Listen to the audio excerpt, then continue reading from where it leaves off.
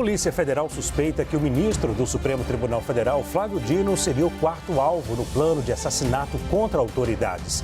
O codinome do alvo, Juca, consta no relatório da Polícia Federal enviado ao Supremo Tribunal Federal, que autorizou a operação. Justiça nega pedido de arquivamento e autoriza a Polícia Federal a levar adiante um inquérito sobre uma suposta máfia das creches em São Paulo. O prefeito Ricardo Nunes é investigado por suspeita de receber pagamentos indevidos de uma entidade que mantinha contrato com o município. E no Dia Nacional da Consciência Negra, a pesquisa aponta que 59% dos brasileiros consideram que a maioria da população no país é racista. E em 4 anos, os boletins de crimes raciais cresceram mais de 900% em São Paulo. O presidente da China disse que a relação com o Brasil vive o melhor momento na história. O líder chinês foi recebido pelo presidente Lula e assinaram 37 novos acordos bilaterais. Eu sou Leandro Magalhães e este é o CNN Arena. Muito boa tarde a todos. Até o momento, a investigação da Polícia Federal não explica o motivo do plano para matar o presidente Lula, o vice-presidente Geraldo Alckmin e o ministro do Supremo Tribunal Federal, Alexandre de Moraes, não ter sido levado adiante. Essa e outras perguntas seguem sem resposta. Por isso, o ministro Alexandre de Moraes marcou uma nova audiência amanhã para ouvir Mauro Cid. Vamos ao vivo até Brasília conversar com a nossa repórter Thaisa Medeiros, que tem os detalhes. Muito boa tarde, Thaisa. Oi, Leandro. Boa tarde a você, a todos que acompanham o Arena. O ministro Alexandre de Moraes é quem vai conduzir esse depoimento do ex-ajudante de ordens de Jair Bolsonaro, Mauro Cid, amanhã na corte. Quinta-feira foi uma intimação que foi feita por parte de Alexandre de Moraes para entender as contradições a respeito da delação que foi feita por Mauro Cid e as investigações da Polícia Federal a respeito da trama golpista. Essa intimação que foi feita ontem por Alexandre de Moraes, justamente tentando compreender essas pontas soltas que ficaram nas duas histórias que não estão batendo.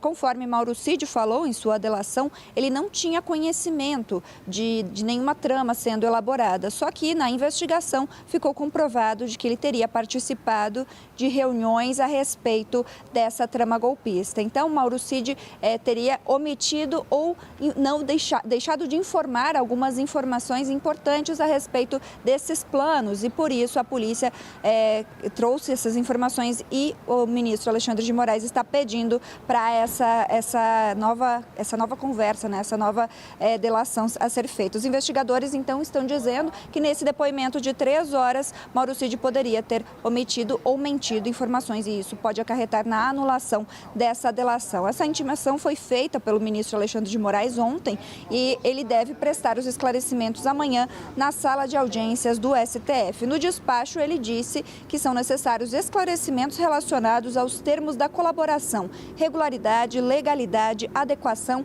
e voluntariedade. Esses 4 tópicos, então, a respeito da delação de Mauro Cid. A gente lembra também que isso acontece em meio a essa operação que ocorreu na terça-feira da Polícia Federal, que prendeu 5 suspeitos de planejarem um golpe de Estado em 2022 e, conforme a investigação aponta, Mauro Cid teria, sim, conhecimento a respeito desse plano, inclusive participando das reuniões. Volto com você, Leandro.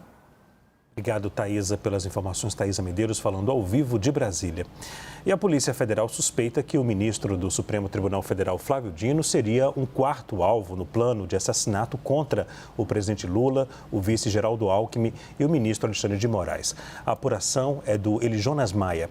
Antes de ser do Supremo Tribunal Federal, Flávio Dino era o ministro da Justiça e Segurança Pública no governo Lula. Ele acompanhava as investigações dos ataques à sede da Polícia Federal no dia 12 de dezembro em Brasília. Na ocasião, uma delegacia de polícia foi invadida e ônibus foram queimados no centro da capital. A investigação da Polícia Federal indica que o codinome Juca era citado pelos articuladores dos atentados como, abre aspas, uma iminência parda do 01 e das lideranças do futuro governo, fecha aspas, e que neutralizá-lo poderia desarticular os planos de uma chamada esquerda mais radical. Procurado, Flávio Dino disse que não vai se pronunciar.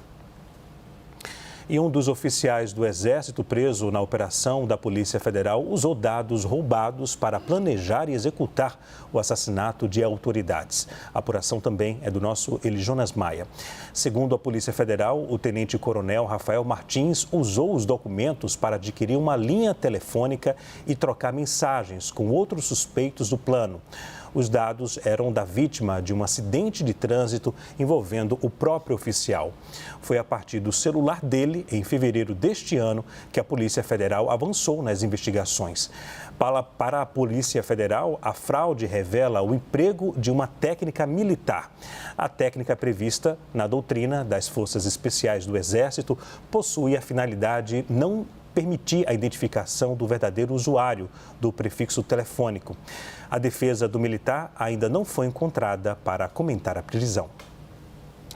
Muito boa noite aos senhores aqui da bancada, o Vitor e a Juliana. Juliana, quando a Polícia Federal deve concluir as investigações? Já há uma previsão? Há uma previsão oficial, não há. Boa noite para você, Leandro, e para o Vitor também. Mas há uma expectativa de que nos próximos dias, Leandro, e a gente explica o porquê. Que os investigadores, de acordo com o que a CNN apurou, estão levantando é que há ali já uma amarração nesse inquérito e que ele pode ser finalizado com a possibilidade de indiciamento, então, de autoridades importantes. Nós estamos falando do ex-presidente Jair Bolsonaro, de Walter Braga Neto e também de militares que compõem ou puderam ali ser investigados nessa trama golpista, que é como os investigadores estão chamando essa articulação. A gente lembra que há uma investigação importante porque a partir desse indiciamento, do que a PF concluir, ela pode fazer uma amarração de vários fatos e isso pode agravar, inclusive, esses indiciamentos. A gente está falando sobre o governo, na gestão passada, ter ali, de alguma forma, arquitetado um plano de golpe contra o resultado das eleições, da vitória do presidente Lula, pode ter feito ali, inclusive, uma amarração com isso, incluindo as Forças Armadas, que é o que a gente está vendo se desdobrar a partir da operação de ontem, usando a estrutura de inteligência, uma BIM, de forma paralela para monitorar, inclusive, adversários políticos e usando o partido do ex-presidente, inclusive, para fazer questionamentos sobre a lisura do processo eleitoral. Tem vários pontos a serem amarrados nessa investigação. Inclusive, o que aconteceu no 8 de janeiro, depois da posse do presidente Lula, com a invasão de pessoas às sedes dos poderes. Essa amarração é muito importante, está sendo observada com atenção pela possibilidade de indiciamento e a gente explica o que acontece depois. Depois vira uma pressão ali, a expectativa é que isso aconteça para PGR, para a Procuradoria-Geral da República, oferecer ou não uma denúncia, incluindo todos esses pontos da investigação da Polícia Federal. A gente lembra que está nas mãos, ou vai estar nas mãos de Paulo Gonet, algumas investigações importantes envolvendo o nome do ex-presidente Jair Bolsonaro. O caso das joias, esse caso do plano de golpe e a adulteração em cartão de vacina. O que integrantes, inclusive do Congresso com quem eu conversei, estão observando é sobre a possibilidade desse indiciamento e quando pode acontecer, de fato, um oferecimento de denúncia por parte da Procuradoria-Geral da República. Para finalizar, Leandro, conversei com alguns integrantes da CPMI do 8 de janeiro. Lembra aquela comissão mista que investigou ali os ataques às sedes dos poderes? E o que eles afirmam é que vão fazer uma pressão, já estão fazendo isso desde alguns dias, 10 dias mais precisamente. E na semana que vem vão usar uma sessão do Congresso para fazer uma pressão ainda maior para que haja uma resposta do procurador Paulo Gonet sobre o oferecimento dessas denúncias, ou seja, vai ser uma fase em que a pressão vai voltar a ser feita em cima da PGR sobre casos que envolvem o ex-presidente. O Vitor tem apuração sobre a defesa do Mauro Cid, não é isso, Vitor? Leandro, muito boa noite para você, a Juliana e a todos. Leandro, há muita expectativa, portanto, a respeito desse novo depoimento, essa nova oitiva por parte do ministro Alexandre de Moraes de Mauro Cid, que deve acontecer, portanto, amanhã. A gente acompanhou, ontem, inclusive, conversamos aqui com o advogado de Mauro Cid, que disse, inclusive, que não houve ali uma série de perguntas feitas pelos agentes da Polícia Federal em torno dessas investigações, só que vale a gente destacar que Mauro Cid tem um papel central nessa trama, inclusive destrinchada pela Juliana, em torno desse planejamento, desse suposto planejamento de um golpe de Estado no país. Portanto, há muita expectativa acerca do que vai ser levantado por parte de Alexandre de Moraes, o que vai ser indagado por Alexandre de Moraes e o que Mauro Cid, portanto, vai dizer a respeito dessa trama que culmina, inclusive ontem, na prisão desses militares e também de um policial federal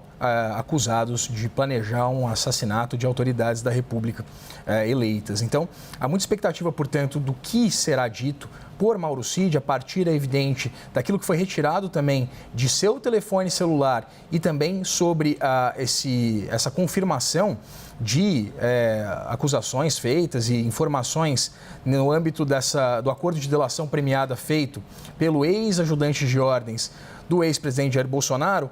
E existe a perspectiva, Leandro, sobre a discussão ou não da revisão desse acordo de delação, mas não daquilo que foi apresentado por Mauro Cid como provas. Isso porque essas provas já constam, portanto, nesse inquérito que investiga a arquitetura desse golpe de Estado, mas da possível revisão de benefícios concedidos a Mauro Cid, como, por exemplo, responder a esses processos em liberdade a partir da troca por informações. Há muita expectativa, portanto, também de um entendimento maior a respeito da participação ou não do ex-presidente Jair Bolsonaro em torno da costura e da consolidação de um plano que fosse capaz ali de demover e de depor o presidente eleito, que impedisse Lula de tomar posse, e a consolidação, por exemplo, que foi trazido ontem pela Polícia Federal, de um gabinete de crise formado, inclusive, por membros muito importantes, por ex-ministros do governo de Jair Bolsonaro. Portanto, há muita expectativa acerca do que vai ser indagado por Alexandre de Moraes e o que vai ser, portanto, apresentado de novidade por Mauro Cid, porque, apesar dessa negativa em torno do conhecimento de Mauro Cid a respeito de detalhes desse planejamento golpista, há uma leitura dentro da Polícia Federal de que Mauro Cid sabia, e não só sabia, como participou de algumas dessas articulações e construções desse plano. Leandro. Vamos a Brasília agora, porque daqui a pouco o governo brasileiro oferece um jantar ao presidente da China, Xi Jinping.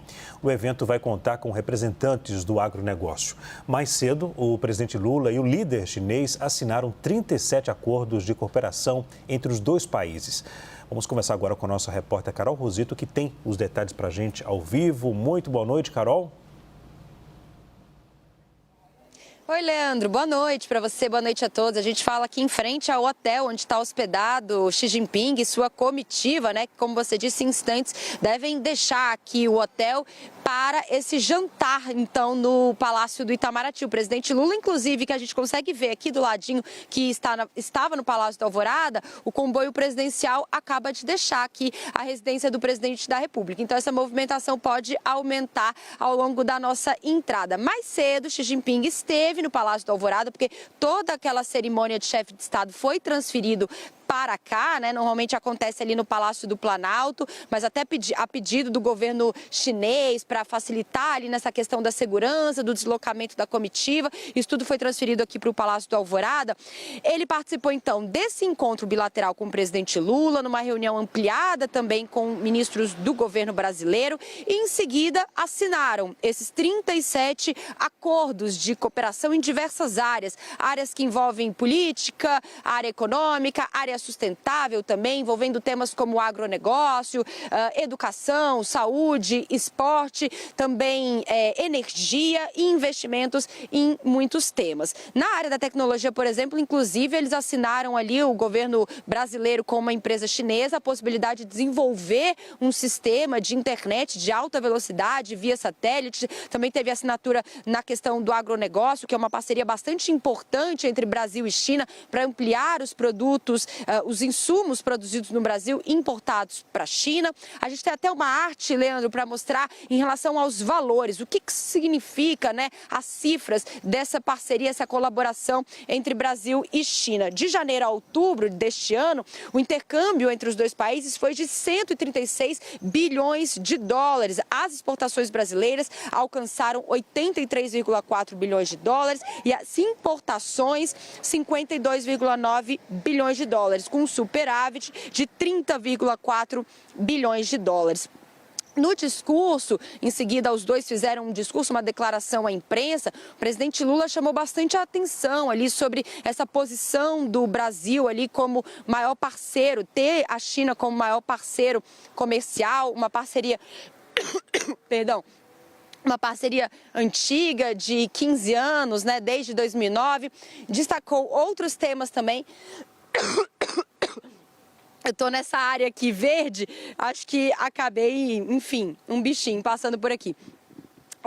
Destacando essa questão de longa data dessa parceria comercial com a China, e eles falaram também sobre outros temas. A Aliança Global, né, que foi um tema bastante discutido no G20, destacando que a China aderiu à Aliança Global, falou sobre a Rota da Seda, essa questão do Brasil não aderir oficialmente a esse programa chinês, mas que há essa sinergia ali entre os dois países, ou seja, o Brasil também estará envolvido com os seus programas de infraestrutura em programas da China. A gente segue aqui em frente, desculpa mais uma vez, aqui ao Royal Tulip, acompanhando essa saída que pode acontecer a qualquer momento, então, do presidente chinês, indo até o Palácio do Itamaraty para esse último compromisso da agenda oficial aqui nessa quarta-feira, esse jantar que será oferecido pelo presidente Lula ao presidente da China. Leandro.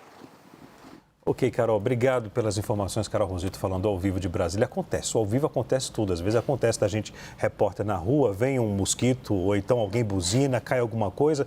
Todo repórter que já fez cobertura, grandes coberturas, já passou por uma situação dessa no ao vivo. Faz parte. Olha, após a assinatura de acordos com Xi Jinping, o presidente Lula disse que pretende reencontrar o presidente chinês mais vezes no ano que vem. Lula reforçou a parceria com a China e citou a colaboração do país asiático para a Aliança Global contra a Fome e a Pobreza, lançada durante o G20 no Rio de Janeiro. Vamos ouvir. O presidente Xi e eu decidimos elevar a parceria estratégica global ao patamar de comunidade de futuro compartilhado por um mundo mais justo e um planeta sustentável. A Aliança Global contra a Fome, lançada oficialmente há 2 dias, é uma das iniciativas mais importantes da presidência brasileira do G20. A China foi parceiro de primeira hora nessa empreitada para devolver a dignidade aos 733 milhões de pessoas que passam fome no mundo em pleno século XXI. Espero receber o presidente Xi Jinping no Brasil no ano que vem para a cúpula dos BRICS em julho e para a COP30 em novembro. E estou ansioso para visitar a China novamente por ocasião do Fórum China-CELAC. E o presidente da China, Xi Jinping, disse que a relação com o Brasil está no melhor momento da história. Vamos ouvir. Muito tocado ao ver como o povo brasileiro valoriza e espera de uma amizade profunda com a China. Agora mesmo, mantive uma reunião cordial, amistosa e frutífera com o presidente Lula. Fizemos uma retrospectiva do desenvolvimento das relações China-Brasil ao longo dos 50 anos. Coincidimos em que este relacionamento está no melhor momento da história. Possui uma projeção global, estratégica e de longo prazo cada vez mais destacada e estabeleceu um exemplo para avançarem juntos com solidariedade e cooperação entre os grandes países em desenvolvimento. Vitor Irajá, um desses acordos firmados hoje com o Brasil e a China, entre o Brasil e a China, prevê o serviço de tecnologia, como a nossa Carol Rosito falou agora há pouco, de internet, né, de uma empresa chinesa. Esse acordo pode comprometer a atuação do Elon Musk aqui no Brasil, das empresas do empresário Elon Musk? Leandro, segundo o ministro das Comunicações, Juscelino Filho, não, porque eles veem a operação da SpaceX como uma operação apartada, por exemplo, da Starlink, que é muito importante em alguns pontos do país para que populações que têm uma dificuldade logística consigam ter acesso à internet e um bom acesso à internet. Portanto, dentro do governo brasileiro, eles não trabalham com essa perspectiva e essa expectativa.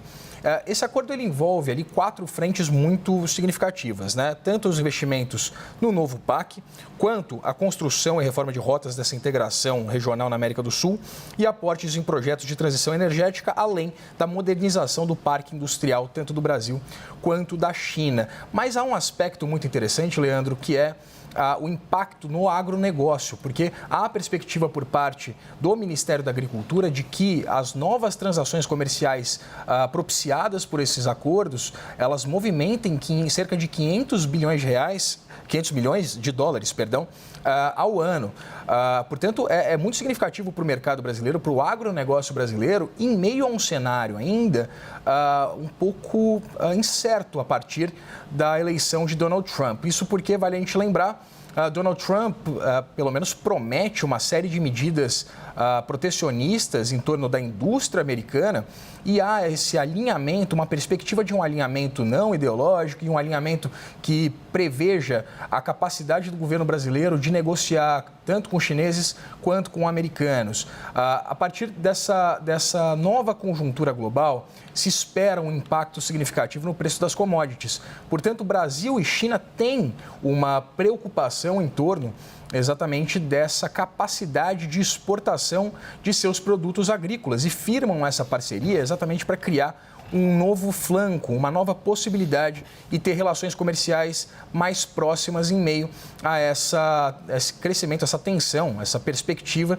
de uma piora para o agronegócio brasileiro e para o agronegócio chinês a partir de novas políticas que possam ser engendradas por Donald Trump. Portanto, existe um alinhamento não ideológico, um alinhamento comercial e protecionista em âmbito global, exatamente porque os dois países buscam novas possibilidades de feitura de negócios a partir da revisão, por exemplo, de diversas cláusulas aduaneiras e também perspectivas de revisões fitossanitárias para que produtos de lá e de cá possam ser comercializados de uma forma mais ampla entre os dois países em meio a essa perspectiva de que Donald Trump engendre políticas mais protecionistas em torno da indústria americana, Leandro.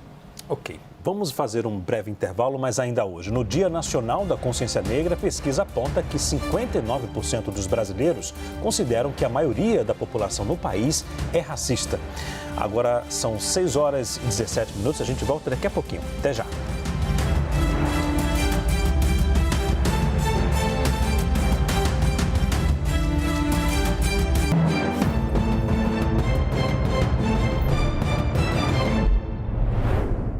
Seis horas e 21 minutos, estamos de volta com o CNN Arena. No Dia da Consciência Negra, uma pesquisa do Data Senado e da Nexus mostra que a maioria das mulheres negras que sofreram violência doméstica ou familiar não tem renda suficiente para se manterem sozinhas e precisam conviver com os agressores em casa. O estudo considerou como negras as mulheres autodeclaradas pretas ou pardas. Foram ouvidas 13.977 brasileiras negras entre agosto e setembro de 2023. Os dados mostram que entre as mulheres negras que afirmaram não conseguir se sustentar, 1 em cada 3 já sofreu algum tipo de agressão. Das vítimas de violência doméstica, 66% não têm condições financeiras de se sustentar. A pesquisa também mostrou que maior escolaridade não significa mais denúncias. 49% das mulheres negras não alfabetizadas e 44% das que possuem ensino fundamental incompleto denunciaram algum tipo de violência. Esse percentual cai para 34% entre as vítimas que possuem ensino superior completo. Juliana Lopes, essa realidade de violência também é enfrentada por homens negros, não é isso, no país? Ao longo das últimas décadas, essa realidade, infelizmente, ainda não mudou. A gente tem uma pesquisa também, para além dessa que foi feita pelo Instituto Datafolha, com a Nexus, que é inclusive uma das maiores do tema, a maior do tema já feita aqui no país.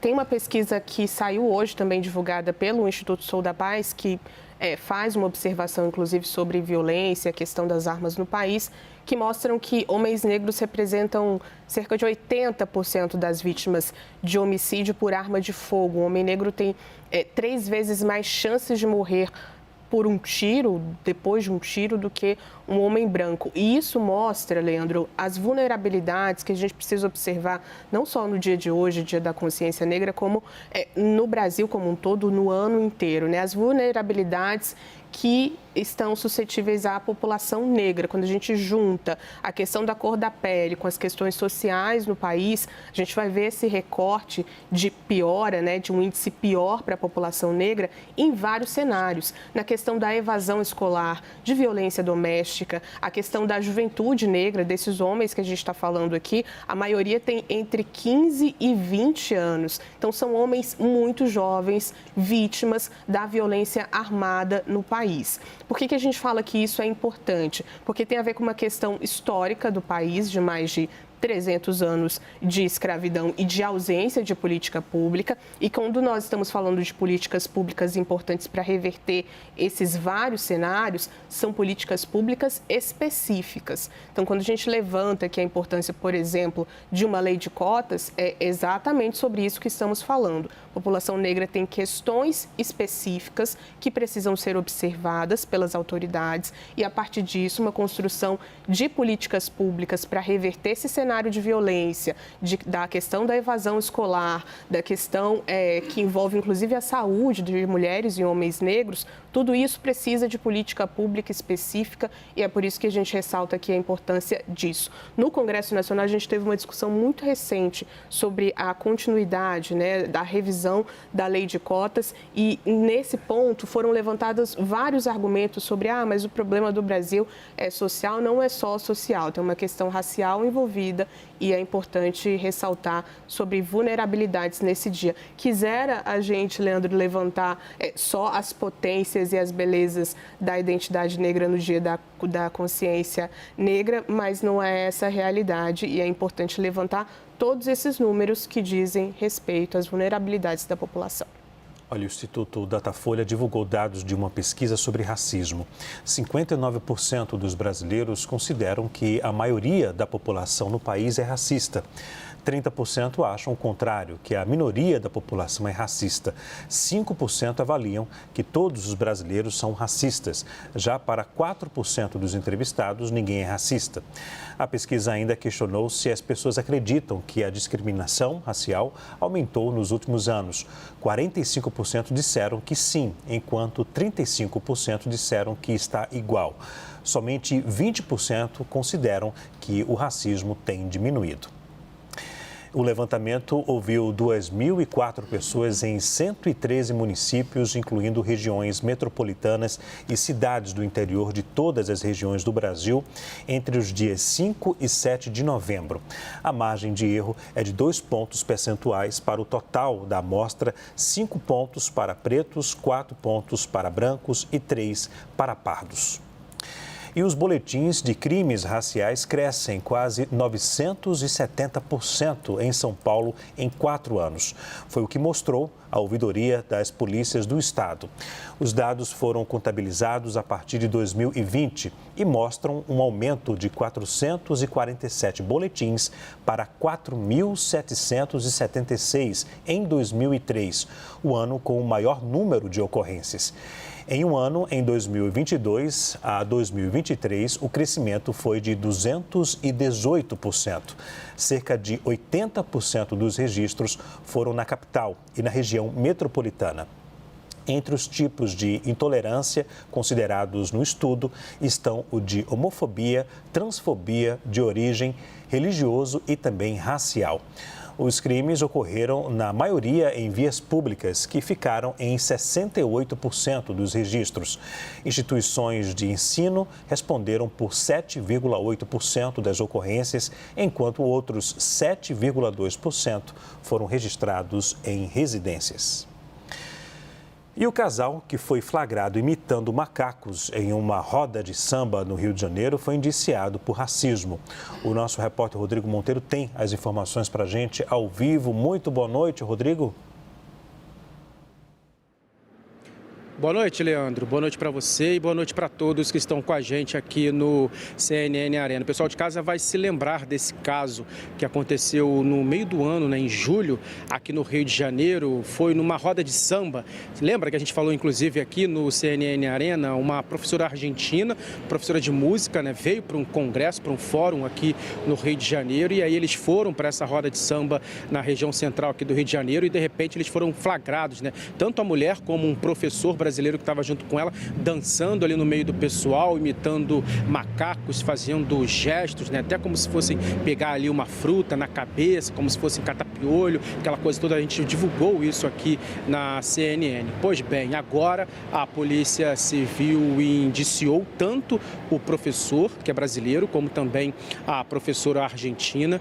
Eles foram indiciados por racismo. De acordo com o Código Penal, né, tem aí de 3 a 5 anos de prisão. A gente lembra que racismo é um crime inafiançável, imprescritível, e que vira e mexe a gente tem aqui uma notícia, né, sobre essas questões. Num trecho do inquérito, vou ler aqui para o pessoal ver, a polícia colocou o seguinte, que o ato praticado associou negativamente indivíduos ou grupos, especialmente em relação à população negra, uma vez que esse comportamento é carregado de uma história de racismo, já que a comparação entre pessoas negras e macacos foi amplamente usada, né, para desumanizá-los e discriminá-los ao longo da história. A gente sabe, né, que ao longo da história muitas pessoas associam o comportamento dos macacos aos negros, então foi basicamente isso que diz esse trecho do inquérito. A Polícia Civil ainda afirma que, mesmo considerados, né, brincadeiras esses tipos de comportamento, porque para algumas pessoas não teve nada, não foi racismo, foi uma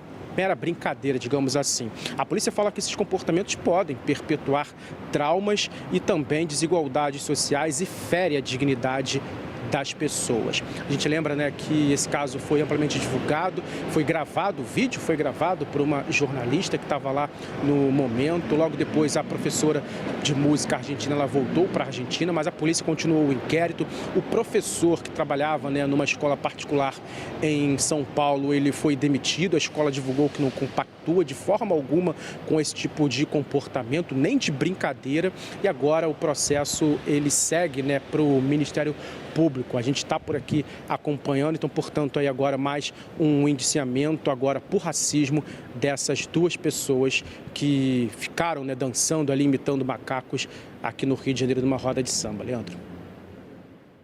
Obrigado, Rodrigo, pelas informações. Rodrigo Monteiro falando ao vivo do Rio de Janeiro. Vamos à opinião agora, hoje com a professora e doutora em Direito, Soraya Mendes, e também com o nosso comentarista, o Vinícius Poit. Que bom passar o feriado com os senhores também, viu? Uma boa companhia, além da Juliane e também do Vitor aqui. Vou começar com as damas, viu, Vinícius Poit? Por favor. Professora, qual ou quais os desafios do Brasil quando o assunto é racismo? Boa noite, obrigado pela presença mais uma vez. Leandro, obrigada a você, obrigada ao Poit, com quem divido aqui essa tela, também a Juliana, também. Quem é que está mais aí com você? Desculpa, me perdi um pouquinho. O Vitor Irajá também e a Juliana. Vitor, desculpa, Vitor. Eu vou ter que falar, toda a minha equipe aqui por detrás das câmeras, porque quando eu não falo eles ficam chateados. São os responsáveis pelo jornal. E também aí na redação em Brasília, né? Mas são todas pessoas maravilhosas que nos acolhem tão bem. Eu gosto muito de vir aqui à CNN em Brasília, porque sempre o acolhimento é maravilhoso. Obrigado. Estou olhando aqui para os lados não à toa, estou fazendo isso em agradecimento. Mas vamos lá falar de uma questão tão séria, né, Leandro? Porque, como muito bem disse a Ju, quem dera nós pudéssemos, nesse 20 de novembro, falar do tanto que nós temos orgulho, e eu falo isso como mulher negra que sou, do tanto que nós temos orgulho da nossa ancestralidade, das lutas, da resistência e da esperança, e eu sempre uso essa expressão, não só como a designação de um sentimento para o futuro, mas também porque ela se personifica em Esperança Garcia, uma mulher negra escravizada, considerada hoje a primeira primeira advogada brasileira que escreveu, na minha concepção, o primeiro habeas corpus no nosso país. Mas, infelizmente, não é sobre isso que nós precisamos falar neste 20 de novembro e não é sobre isso que nós devemos falar todos os dias. Porque os dados estão aí para mostrar. E como é importante que nós tenhamos dados.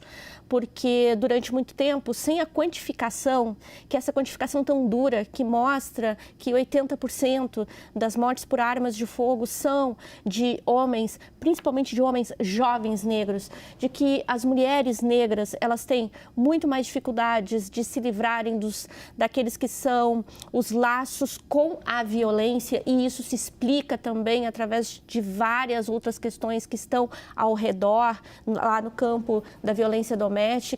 Esses dados todos, eles são importantes para que não se diga que é um discurso vazio, que é uma reclamação vazia. E o que eles mostram também é que, para além da dor que causa, todas as vezes que nós vemos uma imagem como essa que foi mostrada agora há pouco aqui na CNN, desses dois professores, né? Aspas, professores, imitando macacos e que, como eu disse, trazem um sofrimento tamanho, porque isso atinge o íntimo, a constituição de cada um de nós enquanto indivíduo. Nós temos uma estrutura maior, e esse é um nome que se deu nos últimos anos, e um excelente conceito, que é o de racismo estrutural. O nosso país, ele foi construído a partir da subjugação dos corpos de homens e mulheres negras, da desconsideração daquilo que Sueli Carneiro chama de epistemicídio, ou seja, daqueles que são os nossos saberes, da nossa possibilidade de construção coletiva de saberes que contribuem também para o crescimento do nosso país. Ou seja, tudo o que nós estamos vendo em todos esses dados e que chega em última instância nestas manifestações que, como vocês acabaram de mostrar, chegam em registros a 970%, são decorrentes de uma estrutura que se vale ainda dessa subjugação. Quem ganha com isso que é um exercício de soberania pautado na morte? O professor Achille Mbembe escreve sobre isso, dizendo que o exercício da soberania nos tempos modernos se estabelece a partir do que se convenciona entender como uma necropolítica, ou seja, é o direito que o Estado tem de decidir quem vive e quem morre. E aqui eu faço um adendo para dizer que quem vive e quem morre, não só no sentido literal, desses 80% que representam os homens negros nas mortes por armas de fogo, mas também de todos os que morrem porque não conseguem chegar a algum espaço que seja um espaço de mínimo de dignidade, pela ausência de saúde, pela ausência de saneamento básico, pela ausência de acesso efetivo à educação, sem falar no encarceramento em massa, que coloca também a juventude negra numa condição de subalternidade controlada, como os índices também mostram. Então, eu acho que o nosso 20 de novembro, ele é sempre um dia em que nós temos muito a mostrar do quanto a luta, a resistência e a esperança dos que vieram e das que vieram antes de nós fizessem com que nós estivéssemos aqui hoje. Se não fosse por isso, nós não estaríamos aqui. Portanto, nós precisamos lembrar que Palmares foi um espaço de luta e de resistência, e precisamos lembrar de Esperança Garcia. Mas também é para que a gente aponte que todos os dias nós precisamos dizer que quem morre, na maioria, é o corpo preto. Quem está preso, na maioria, é o corpo preto. E quem não está nos bancos da universidade e quem não está nos espaços de poder desse país são os corpos desses homens e mulheres negras. A senhora falou agora um ponto importantíssimo que muitas vezes os livros de história, na maioria das vezes, esquecem. Brasília é uma cidade belíssima, né? A nossa capital. A gente vê a estrutura de palácios naquela região. Eu tive a oportunidade, professora, de fazer uma série de reportagens sobre a história de Brasília acredito que há 2 ou 3 anos, aqui na CNN Brasil. Só que eu escutei professores da UNB, da Universidade lá de Brasília, para contar um outro lado da história de Brasília, da construção de Brasília. E nessa série, é uma informação que eu não sabia, e a professora Nair Bicalho, se não me falha a memória, da UNB. A professora Nair Bicalho. Excelente professora, escreveu um livro sobre isso na década de 80. Ela escreveu sobre a construção de Brasília. Poucos sabem, mas muitos operários que chegaram lá a Brasília, sem ter nada, construíram os prédios, os palácios. Por exemplo, o anexo 1 do Palácio, o anexo 1 da Câmara dos Deputados do Congresso Nacional, que era o antigo 28, porque tem 28 andares, muitos caíram dali de cima, né? Porque não tinha estrutura, não tinha, a maioria negros, né? Então, quando a gente olha a história com o olhar, tem que olhar com cuidado, porque a gente vê as belezas, né, da arquitetura, né? Isso é indiscutível, mas quem foi que construiu aquilo? Quem colocou a mão na massa, né? Muita gente que perdeu a vida, né? Vinícius Poit, sua opinião? Boa noite, Leandro. Boa noite, professora Soraya. É um prazer estar com você aqui novamente. Ju, Irajá e todos que estão acompanhando o CNN Arena essa noite. Leandro, eu queria destacar 2 pontos. O primeiro deles é uma frase que eu escutei aqui da nossa sempre colega Lu Barreto, né, que foi homenageada recentemente como uma das melhores jornalistas negras, junto com a Basília, né, e foi um episódio que eu vi aí nas redes sociais, elas divulgando, né, a frase da Angela Davis, né, numa sociedade que existe o racismo, não basta não ser racista, né, tem que ser antirracista. Eu acho que é importante a gente lembrar e condenar veementemente, ter leis que funcionam e disseminar uma postura, uma cultura muito diferente do que a gente viu no passado e, infelizmente, inclusive, no presente, né, professora Soraya, como falou e como a gente acabou de ver esses vídeos absurdos, né, de pessoas imitando macacos e cometendo que bom que foram punidos.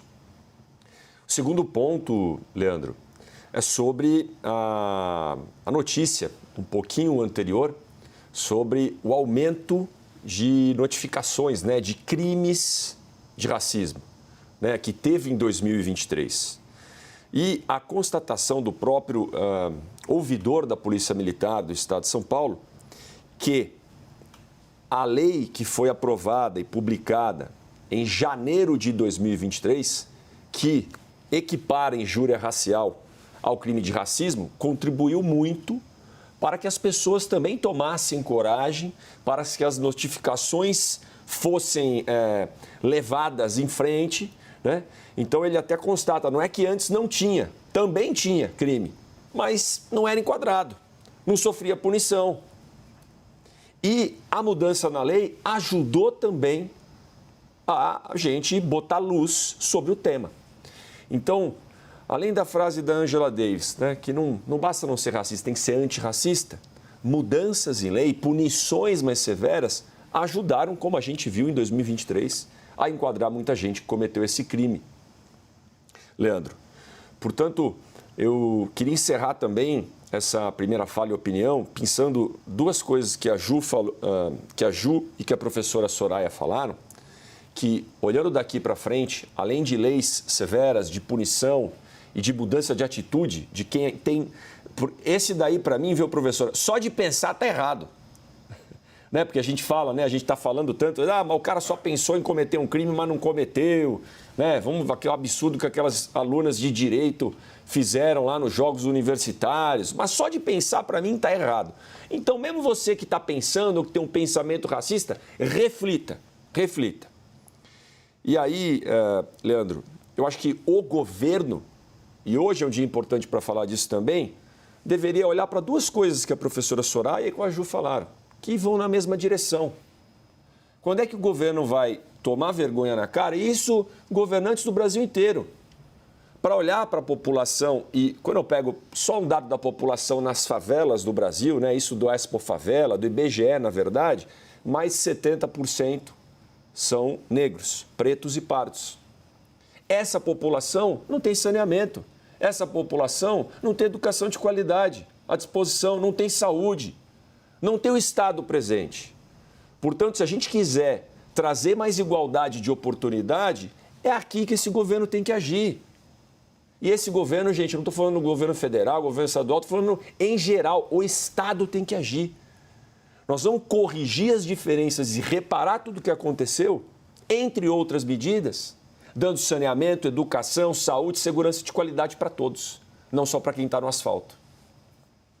Daqui a pouco a gente volta. Obrigado por enquanto. Olha, um estudante de medicina morreu depois de resistir a uma abordagem da Polícia Militar aqui em São Paulo. O caso aconteceu dentro de um hotel na zona sul da capital. A nossa repórter Adriana De Luca tem informações ao vivo para a gente. Boa noite, Adriana. Oi, Leandro, boa noite a você e a todos que nos acompanham. O caso aconteceu aqui neste hotel que fica na Vila Mariana, zona sul de São Paulo, nesta madrugada. Imagens de câmeras de segurança de dentro do hotel, ali do hall desse hotel, mostram toda a ação. O vídeo marca 2h49 da manhã, o momento em que um jovem entra sem camisa e é perseguido por um policial militar. Esse PM tenta render esse estudante que reage, começa ali uma luta corporal. Na sequência, outro PM também entra ali no hall do hotel. Eles continuam tentando render o jovem. O PM chega a dar um chute no menino que tenta segurar a perna. É neste momento que o policial militar atira um disparo a queima-roupa que atingiu o peito desse jovem. Marco Aurélio Acosta, que tinha 22 anos, chegou a ser levado ao hospital, mas não resistiu aos ferimentos.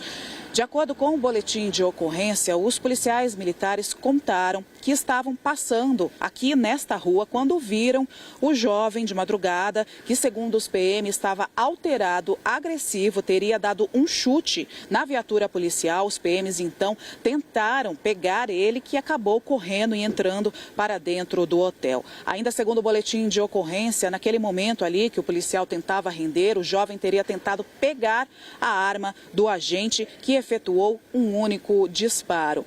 Esse caso está sendo investigado. Marco Aurélio era estudante de medicina, estava no 5º ano na Universidade AMB Morumbi, que inclusive hoje divulgou uma nota lamentando o episódio de violência. De acordo com a Secretaria da Segurança Pública, o inquérito foi aberto e esses policiais militares envolvidos na ocorrência foram afastados das atividades operacionais das ruas enquanto durar a investigação. Os policiais militares usavam câmeras corporais, mas de acordo com o boletim de ocorrência, essas câmeras não foram acionadas. A gente vai continuar acompanhando esse caso. Leandro, volto com você. Obrigado, Adriana, pelas informações. É a Adriana De Luca falando ao vivo daqui de São Paulo. E uma delegada aposentada foi encontrada morta dentro da própria casa no interior de Minas Gerais.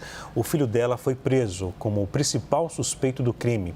Quem tem as informações para a gente é a nossa repórter Daniela Malma. A delegada aposentada, identificada como Sueli de Paula, tinha 70 anos, foi por muitos anos também advogada e infelizmente foi encontrada morta dentro de casa na cidade de Barbacena, no interior aqui de Minas Gerais. O crime aconteceu na terça-feira. O filho dela, de 26 anos, é o principal suspeito. Ele foi preso em flagrante por agredir e matar a própria mãe.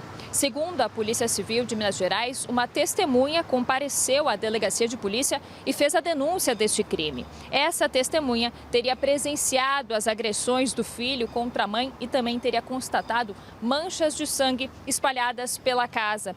Depois da denúncia, as equipes da Polícia Civil, acompanhadas também da Polícia Militar, se deslocaram até a casa da delegada e, de fato, a encontraram ferida, atirada ao chão. Eles chegaram a acionar as equipes do SAMU, mas infelizmente o médico constatou o óbito ainda no local. O filho da delegada estava em casa, ele inclusive que abriu a porta para os policiais, foi preso em flagrante e encaminhado para a delegacia para prestar esclarecimentos. A prisão em flagrante dele foi confirmada ainda por meio de um vídeo feito pelo delegado Saulo Prado, que inclusive lamentou a perda também da ex-companheira de profissão. O Sindicato dos Delegados de Polícia do Estado de Minas Gerais também se manifestou por meio de nota, uma nota de pesar, lamentando a morte, também se solidarizando com os amigos e familiares de Sueli.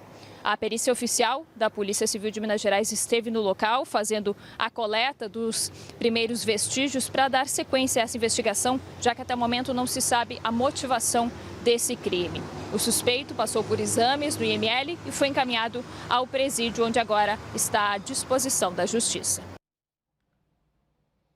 Um tiroteio entre gangues rivais deixou um homem morto e 3 pessoas ficaram feridas na Baixada Fluminense. O nosso repórter Kleber Rodrigues tem as informações. O confronto aconteceu no começo da noite de ontem no bairro Vilar dos Teres, em São João de Meriti, na Baixada Fluminense. De acordo com a Polícia Militar, 2 facções se enfrentaram, houve um violento confronto e essa troca de tiros deixou uma pessoa morta e outras 3 feridas. Tudo isso aconteceu no horário de rush, enquanto muitos moradores estavam retornando para casa. Essas pessoas, consequentemente, ficaram no meio do fogo cruzado. Algumas linhas, inclusive de ônibus, chegaram a ficar impactadas em decorrência de mais esse episódio de violência na Baixada Fluminense. A Polícia Militar informou que reforçou o policiamento na região. Já a Polícia Civil disse que está investigando o caso por meio da Delegacia de Homicídios da Baixada Fluminense, que já iniciou as diligências, está em busca de imagens e de testemunhas que possam identificar os criminosos envolvidos nesse ataque. E unidades do Detran de todo o Brasil alertam motoristas de uma nova tentativa de golpe por meio de mensagens de texto.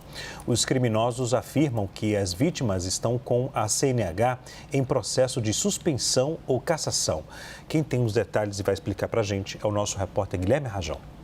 Esse golpe das mensagens de texto do Detran acaba direcionando as pessoas para sites falsos e que aparecem mensagens de cassação ou suspensão da CNH. Esses sites geralmente simulam o site do governo federal, o tradicional gov.br. Além disso, mostram possíveis infrações que foram cometidas por esses condutores e um botãozinho chamado de botão regularizar. Ao clicar nesses botões, as pessoas são obrigadas a colocar alguns dados pessoais importantes que acabam gerando depois problemas futuros e até mesmo prejuízos financeiros. O Detran informou ainda que não faz nenhum tipo de contato através de SMS, de e-mail e por ligação, somente através de correspondência ou então através de informações oficiais pelo Diário Oficial da União. É importante que as pessoas fiquem atentas, busquem informações em sites oficiais como o próprio site do Detran ou então o aplicativo Carteira Nacional de Trânsito, que é o aplicativo então que traz todas as informações com relação ao veículo e também com relação aos condutores. Olha, imagens gravadas agora há pouco mostram o presidente Lula e o presidente chinês Xi Jinping chegando para um jantar com os setores do agro em Brasília. Você acompanha essas imagens que foram registradas agora há pouco. Essas imagens são do Palácio do Itamaraty, em Brasília. Lembrando que o presidente Lula e também o presidente da China, Xi Jinping, eles assinaram nesta quarta-feira 37 acordos de cooperação em mais de 15 temas, como agronegócio, intercâmbio educacional, cooperação tecnológica e também investimentos em diversas áreas. Vamos a um breve intervalo, mas ainda hoje. Justiça nega pedido de arquivamento e autoriza a Polícia Federal a levar adiante o inquérito sobre uma suposta máfia das creches na Prefeitura daqui de São Paulo. Agora, 6 horas e 51 minutos, a gente volta daqui a pouquinho.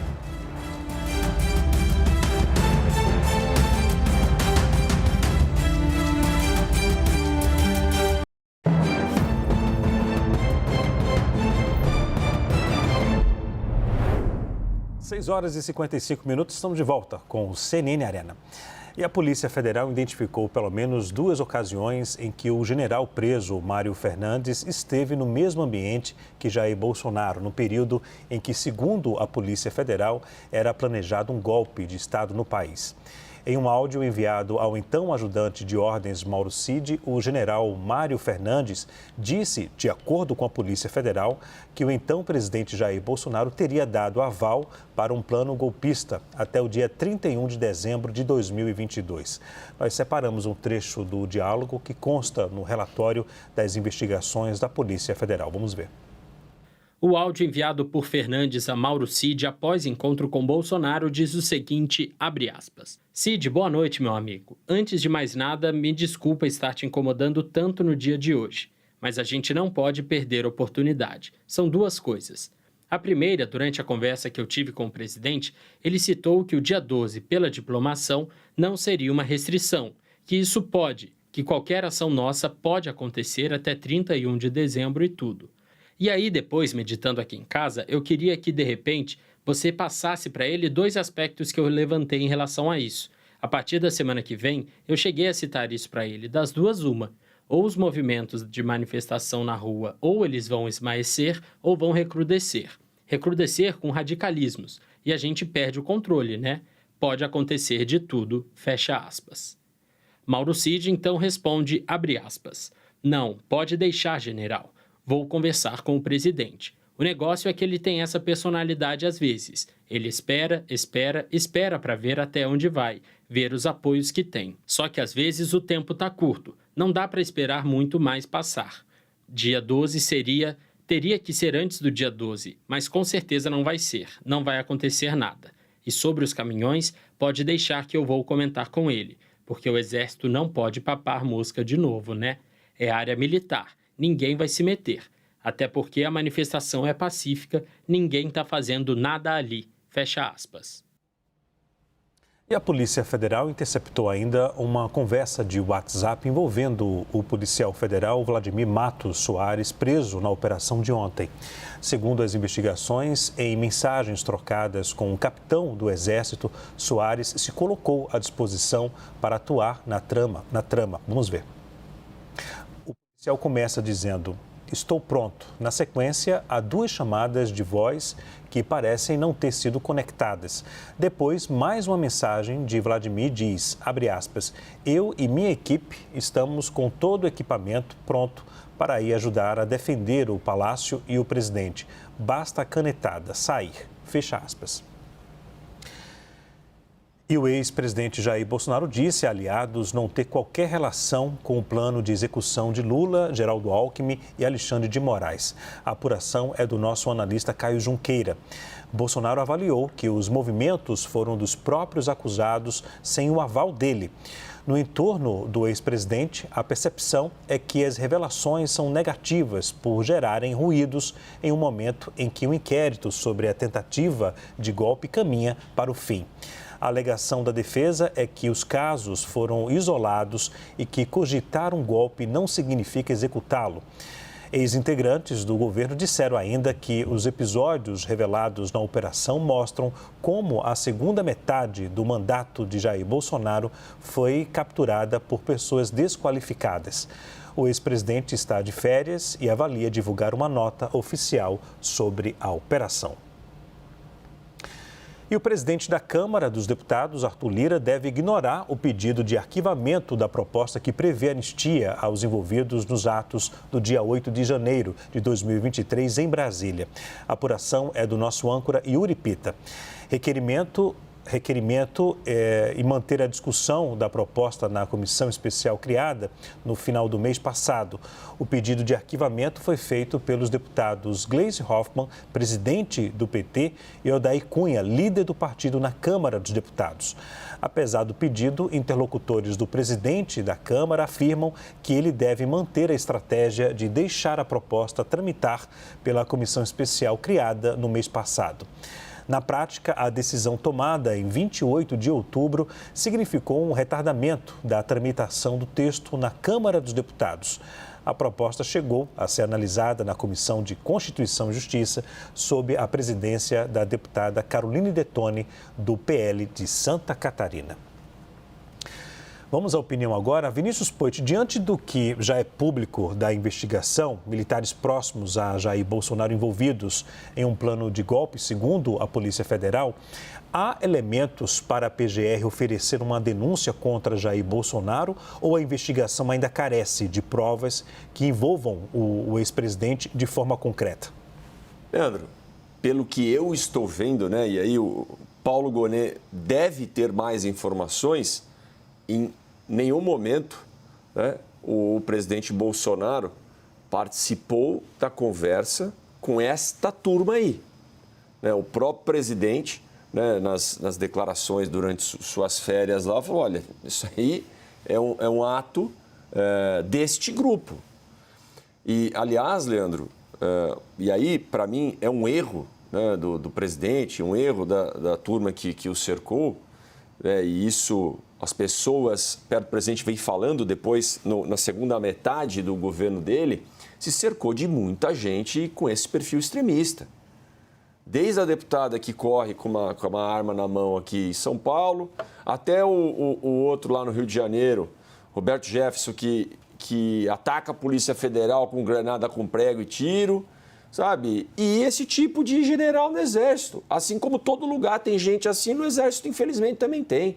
O próprio Zé Múcio, né, ministro da Defesa aqui no país, do governo Lula, falou, esses caras não representam o Exército. Por que esses caras têm que representar todo o grupo do presidente Bolsonaro? Por que esses caras têm que representar, daí a pouco, a direita, ou todo o grupo que estava lá no 8 de janeiro? Esses caras não representam a maioria. E como a gente falou da anistia, Leandro, me desculpa, a deputada Gleisi Hoffmann e quem mais pediu isso aí, não faz sentido nenhum. Apesar de acreditar que politicamente a chance de ter uma anistia ela diminuiu com esses sucessivos fatos, desde do tio França lá no STF até agora, essa descoberta, mas quando a gente olha para uma cabeleireira, né, com filhos menores de idade, que pichou a estátua do STF com batom na cadeia ainda, quando não condenados e condenadas a 17 anos de prisão, faz sentido. Ontem a gente conversou com o professor Alessandro, que estava aqui, ele falou, Poit, alguma punição tem que ter. A gente estava falando depois nos bastidores, tem que passar o recado. Mas que recado é esse de 17 anos? Enquanto um monte de político corrupto está solto. E se me permite, Leandro, não é matéria aqui, mas eu fiquei pesquisando como é que funcionou na história ameaças, concretizações de ameaças em presidentes e em políticos renomados, né? E aí eu trago logo a ameaça concretizada do Adélio no presidente Bolsonaro, que quase matou o presidente da República, né? Eu trago, e não tem como eu não falar, eu sou de São Bernardo do Campo, estudei a vida inteira em Santo André, do prefeito Celso Daniel, que até agora não descobriram. Ministério Público, relator no Estado de São Paulo, em 2022, eu peguei a reportagem da Veja aqui, inclusive. O Ministério Público do Estado de São Paulo, eu estou falando de dado público, gente, que a morte do prefeito Celso Daniel não foi crime comum, que foi crime político, que tinha indícios de empresas corruptas pagando propina para financiar campanhas do Partido Trabalhadores. E não sou eu que estou dizendo isso, não é teoria de conspiração, não, é o Ministério Público de São Paulo. E por aí vai. Portanto, Leandro, eu, olhando esse fato, e eu estou trazendo esse fato do Partido dos Trabalhadores, porque ninguém está preso, está todo mundo solto. E por que o presidente Bolsonaro tem que saber de tudo isso daí? Se ele souber, Leandro, que seja punido, assim como todos que participaram de qualquer tentativa de golpe. A minha ponderação aqui para concluir, professora Soraya, é que a partir do governo que está em ocasião, né, alguns preceitos da justiça, a senhora sabe muito melhor do que eu, né, como jurista, eles não são respeitados. Professora Soraya, há elementos para indiciar Jair Bolsonaro ou a investigação ainda carece de provas que envolvam o ex-presidente de forma concreta? Leandro, primeiro, nós temos ainda parcas informações, né, de tudo que se vê. Existe, sim, a necessidade de que todos esses fatos, todos, do 8 de janeiro, destes que agora recentemente foram revelados e todos os demais sejam colocados numa mesma mesa para que se monte esse quebra-cabeças. E nesse sentido, ainda que eu tenha críticas e já as tenha expressado em relação a muitas das ações do Supremo Tribunal Federal, nós estamos agora num momento em que este inquérito está nas mãos de quem deveria estar, que é o ministro Alexandre de Moraes, para que tudo isso seja colocado, repito, na mesa para que este quebra-cabeças seja montado. Agora, é importante que a gente lembre que, bem ou mal, e estão aí os discípulos do professor Roxin, com tantas críticas que trouxeram à época, dizendo que a teoria dele foi muito mal interpretada pelo Supremo Tribunal Federal. O fato é que, no julgamento da ação penal 470 do Mensalão, as pessoas que restaram condenadas, principalmente aquelas que estavam nos mais altos cargos, e não vale aqui mencionar cada uma delas, foram condenadas a partir daquela que se denomina teoria do domínio do fato.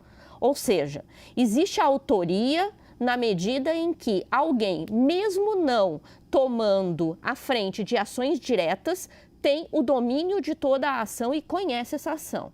Portanto, vamos lá, nós estamos aqui olhando para alguém que o presidente da República tem dentro do próprio palácio impressos os planos de um golpe a ser dado, com requintes que nós ainda não tínhamos visto, resguardadas as devidas proporções do tanto que a ditadura militar instaurada a partir de 64 matou, torturou, desapareceu, mas que nós não tínhamos visto no âmbito de eliminação de um presidente eleito, de um vice-presidente e de ministro do Supremo Tribunal Federal. Portanto, repito, bem ou mal aplicada, e eu concordo com as críticas daqueles que dizem que o Supremo fez uma adaptação dogmática enviesada da teoria do professor Klaus Roxin, temos este precedente. Existe alguém que, mesmo não tomando as ações diretas, tinha o controle desta situação, e este alguém é Jair Bolsonaro. Segundo aspecto, esta discussão toda que se abre dizendo mas quem pensa não comete o crime, ou seja, a cogitação. Quem prepara não comete o crime. Sim, vamos lá. Isso é o básico que nós ensinamos na universidade nos primeiros dias da cadeira de Direito Penal.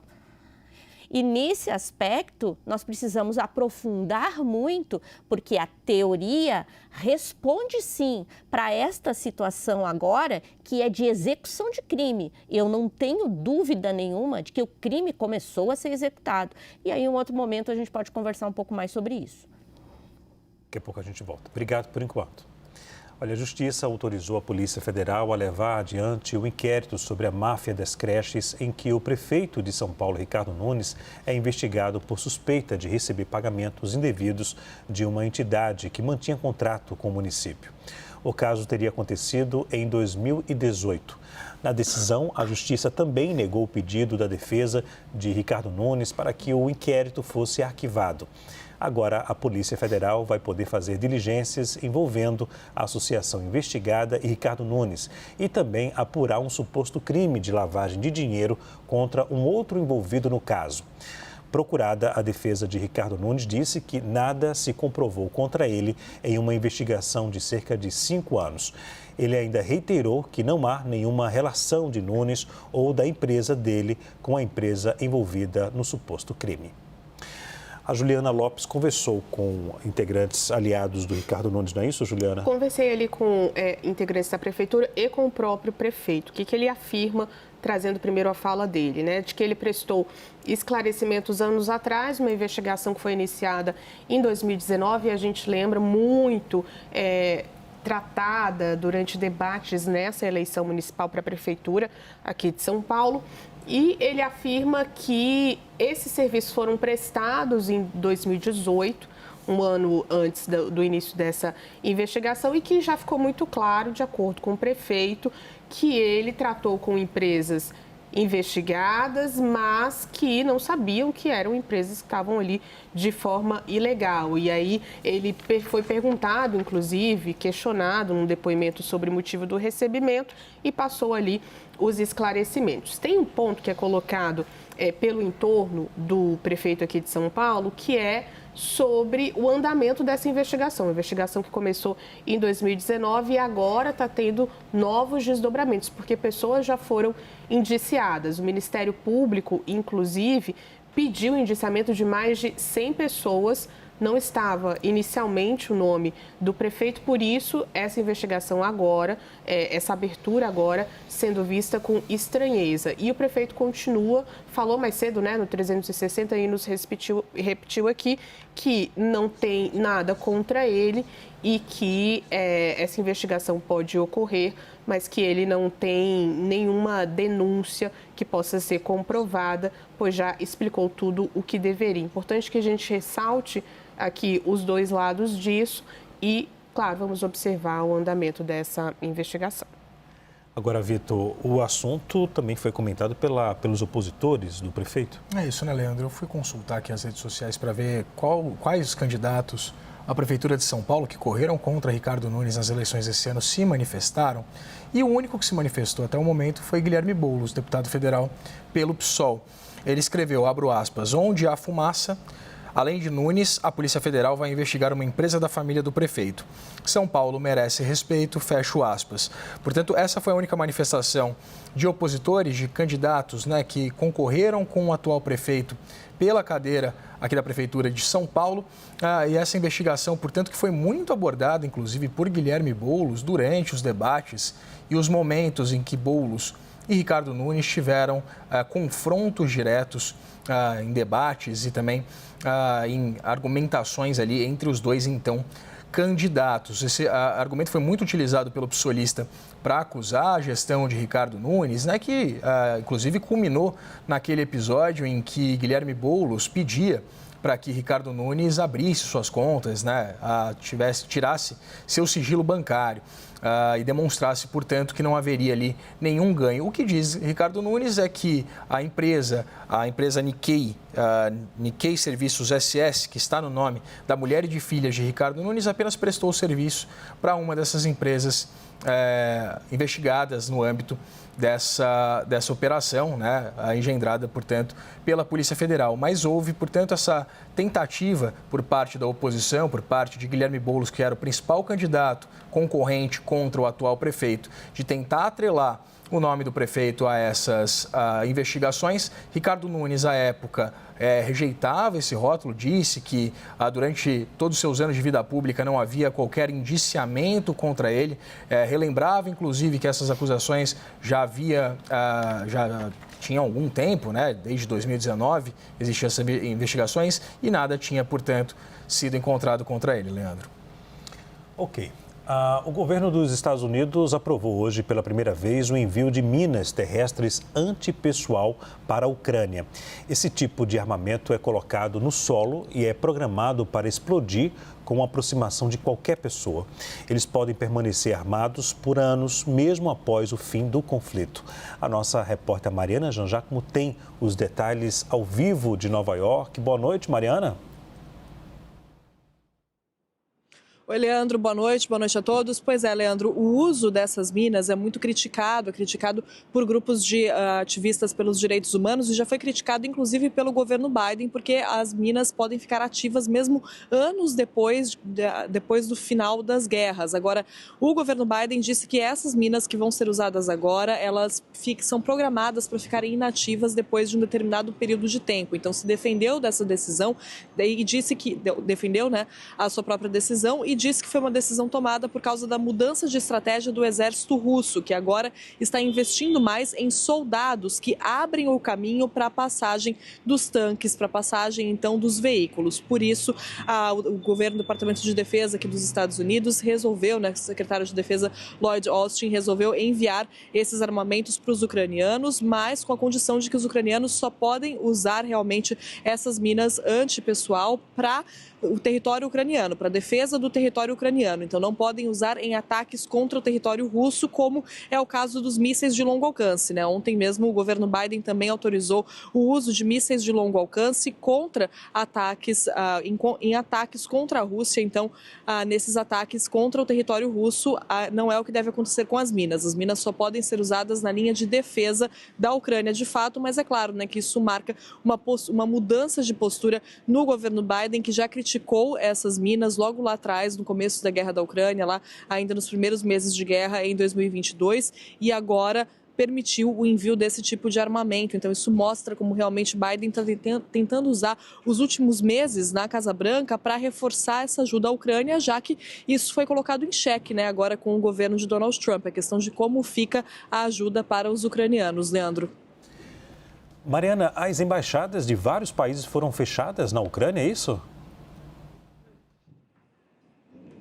Isso, inclusive a dos Estados Unidos, a da Grécia, da Espanha, da Itália. Agora, a Embaixada dos Estados Unidos passou a maior parte do dia fechada, reabriu agora há pouco, mas é muito importante a gente falar sobre isso. Por quê? Porque isso mostra, né, uma situação diferente na Ucrânia. É claro que há ameaças, há avisos sobre possíveis ataques todos os dias, mas o que acontece é que a Embaixada americana na Ucrânia ficou fechada só por pouco tempo, logo no começo da guerra, lá atrás, em 2022. Desde então ficou aberta e essa é a primeira vez que fechou. Então isso levantou os temores, né, aumentou os temores de que um ataque grande pudesse estar por vir. A Embaixada americana disse que estava estava encerrando as atividades ali temporariamente por causa da suspeita de informações de um ataque aéreo russo. E agora há pouco reabriu e disse que os americanos devem continuar em alerta para qualquer necessidade de irem para um lugar protegido, de se abrigarem, mas que a embaixada pode continuar a funcionar. Mas é claro, né, que uma decisão como essa, um dia depois do governo Biden autorizar aquele uso dos mísseis de longo alcance contra os russos e depois da resposta da Rússia dizendo também que iria responder, que iria reagir a isso e tomando isso como uma decisão muito imprudente, né, foi a palavra que a Rússia usou do presidente Joe Biden, a gente percebe a preocupação da embaixada, né, que todo mundo ficou em alerta sobre o que isso poderia significar e se um ataque russo de grandes proporções contra a Ucrânia realmente estava por vir ou não, Leandro. Ok, Mariana, obrigado pelas informações. Mariana Jean-Jacques falando ao vivo de Nova York. E a equipe de defesa de Donald Trump pediu que o caso de suborno a uma atriz pornô em que ele foi condenado seja rejeitado pelo juiz agora que o republicano foi eleito presidente. Os advogados argumentam que a eleição do republicano determina que o caso seja arquivado. Segundo a defesa de Donald Trump teria direito à imunidade presidencial. A equipe de defesa pede ao tribunal que possa apresentar um pedido de arquivamento até o dia 20 de dezembro. Nesta semana, a promotoria concordou em adiar a sentença, mas disse que vai trabalhar contra os esforços para rejeitar o caso. E autoridades do Texas ofereceram um terreno ao presidente eleito Donald Trump para ser transformado em um centro de deportações. A área de mais de 5 quilômetros quadrados pode ser usada para construir instalações de controle de imigração. Esses locais seriam usados para detenção e processamento de imigrantes ilegais. Segundo as autoridades do Texas, o estado está preparado para entrar em um acordo com o governo federal e para coordenar a maior deportação em massa de criminosos violentos da história. Lembrando que o Texas fica na fronteira sul com o México, epicentro da crise migratória. Detalhe que essa frase agora que eu falei há pouco, aspeada, porque foi do governo do Texas, tá? Vamos fazer um rápido intervalo, mas ainda hoje. Os envolvidos no suposto plano de assassinato do presidente Lula, do vice Geraldo Alckmin e do ministro Alexandre de Moraes do Supremo Tribunal Federal devem ser indiciados por organização criminosa. Agora, 7h19. A gente volta daqui a pouquinho.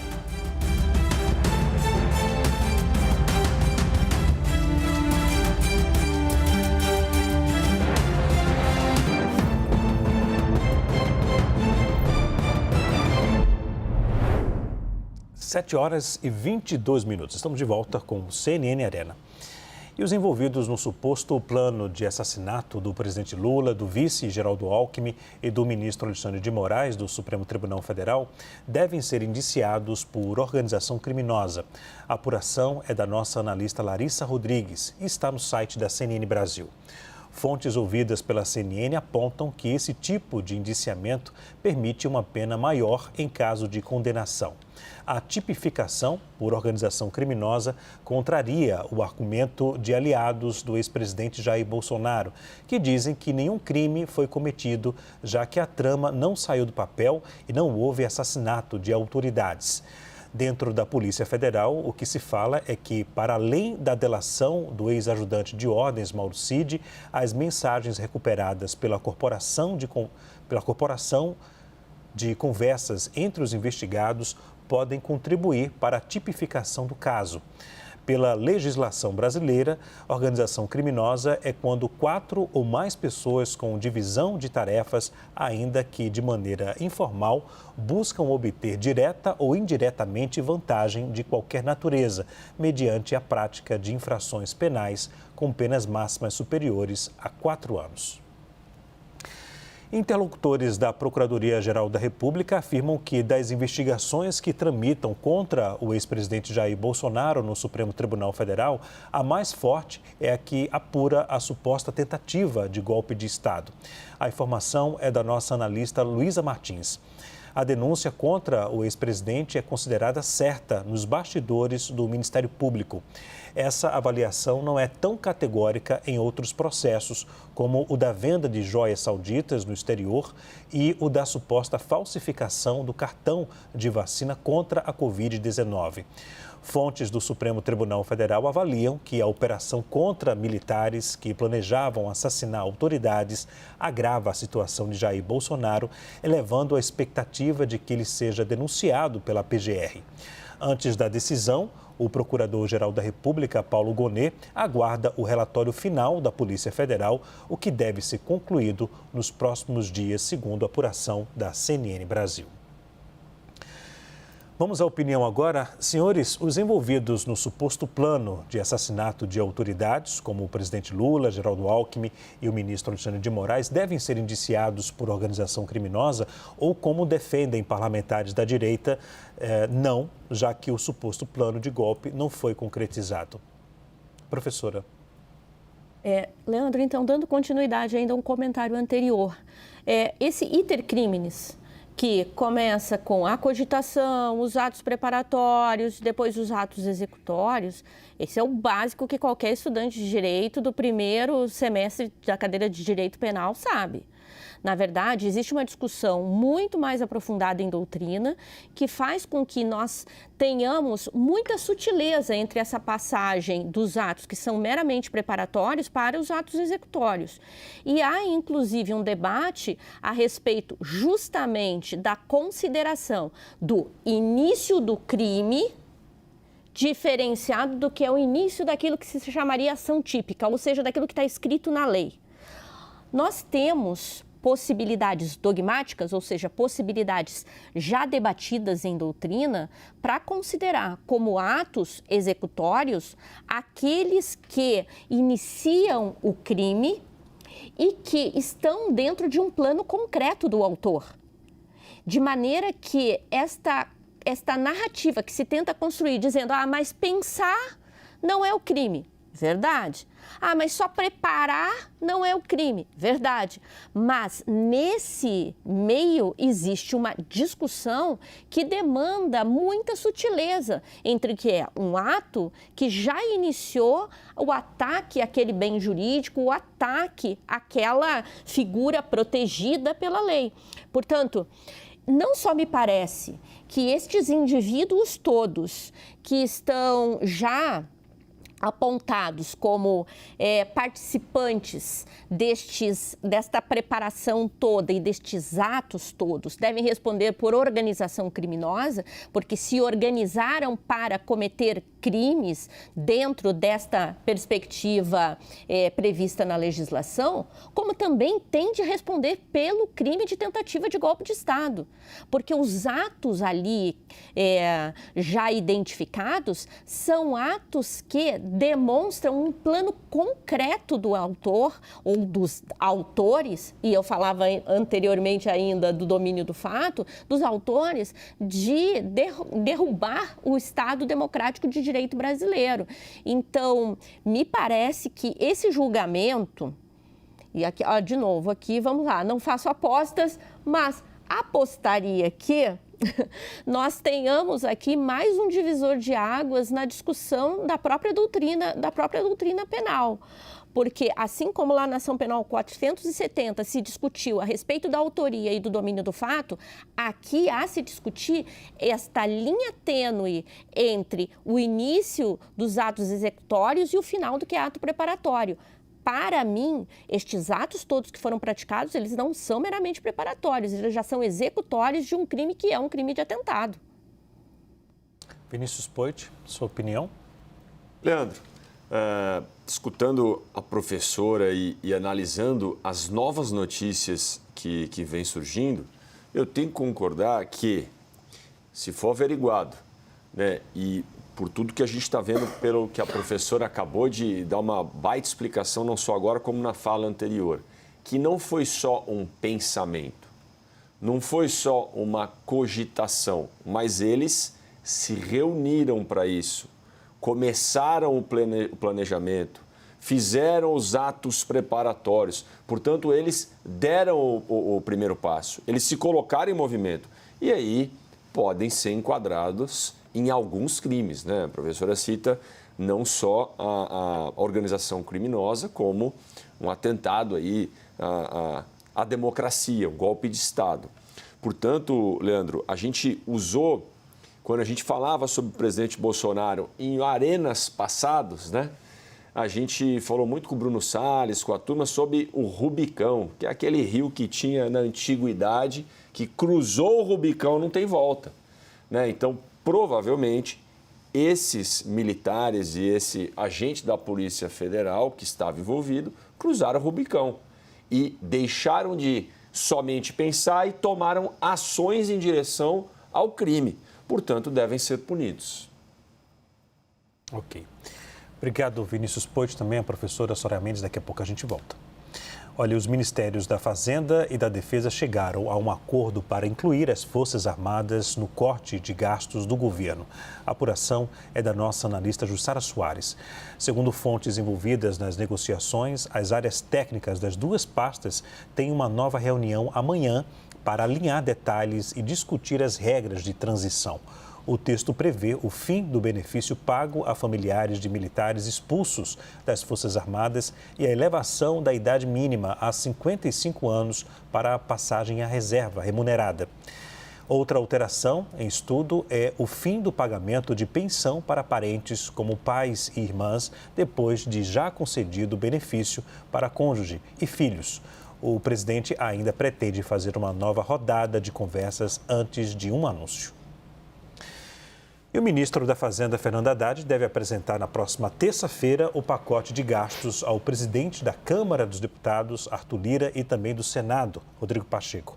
A apuração é do nosso Vitor Irajá, que vai contar os detalhes para a gente agora. Vitor? É exatamente isso, né, Leandro? Em linha, inclusive, com a apuração da Jussara Soares, uma das ideias ali que estão sendo costuradas pelo ministro da Fazenda, Fernando Haddad, envolve, de fato, essa revisão desses benefícios que envolvem membros das Forças Armadas e o Exército, como o fim, por exemplo, de pensão para familiares de militares e também essa revisão da idade mínima para que militares da ativa passem para a reserva. Mas há também uma perspectiva em torno da limitação, da revisão do aumento real do salário mínimo, para que o aumento do salário mínimo fique ali, o aumento real, né, acima da inflação, fique adequado às regras do novo arcabouço fiscal e esse aumento, portanto, seja limitado a 2,5% ao ano acima da inflação. Essas duas medidas, elas são centrais, tanto essa revisão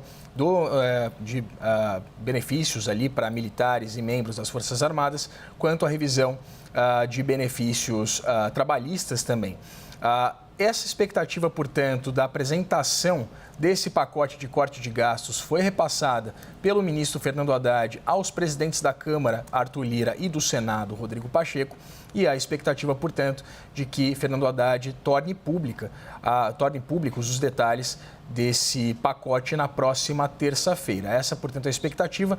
Há semanas que esse pacote ele vem sendo protelado, o anúncio desse pacote vem sendo protelado em meio a negociações difíceis, as negociações inclusive envolvendo o Ministério de José Múcio Monteiro, o da Defesa, envolveu bastante articulação ali de Haddad, uma tentativa ali de tentar não atingir de forma tão significativa uma classe que já tem uma certa dificuldade de diálogo e de relação com o governo e com o próprio presidente Lula.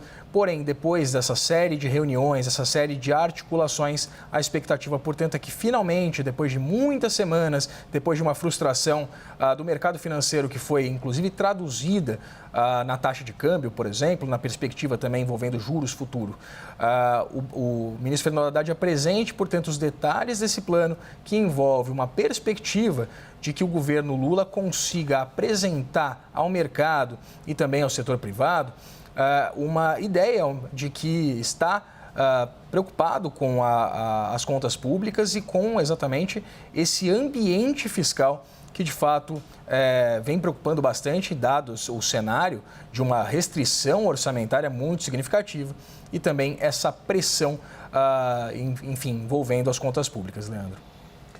Olha, e o fim da pensão para familiares de militares expulsos tem pouco impacto financeiro, mas é simbólica e evitará que o benefício seja pago a parentes de eventuais condenados pela tentativa de golpe. A apuração é da nossa analista Jussara Soares. A medida acontece em um momento em que militares são alvos de uma investigação sobre um plano para matar autoridades. Pelas regras atuais, em caso de condenação e consequente expulsão das Forças Armadas, familiares seguem recebendo a remuneração. Ao todo, 404 ex-militares estão nessa condição.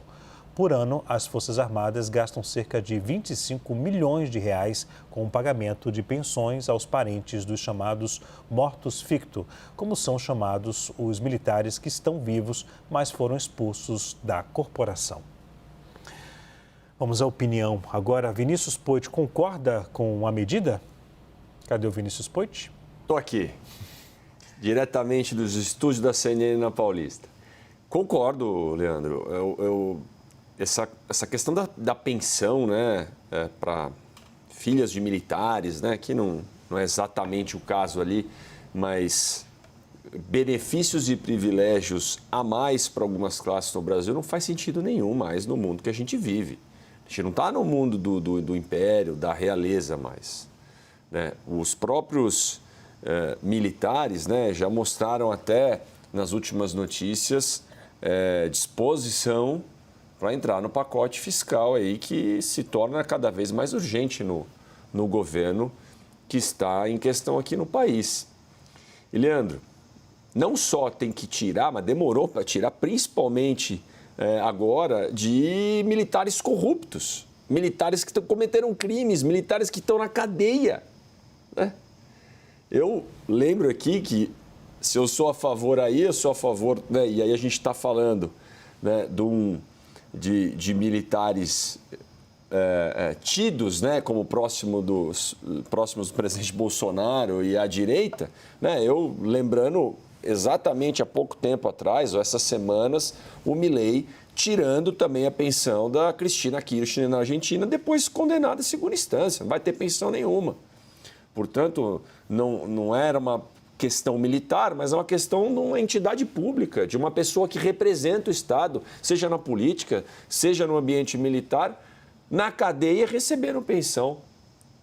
Isso acontece, Leandro, aí tem que ser revisitadas as leis e a rapidez da justiça, não só com os militares, né?